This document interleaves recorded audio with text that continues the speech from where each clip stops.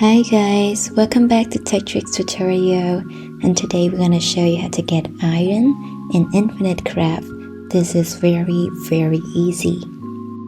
So first we grab earth, and then we add wind to have dust, then we add water to have mud. Now we're gonna add fire to have brick, and we add more fire to have kin. Then we add kiln again. We have furnace. So add dust to this, and we have iron.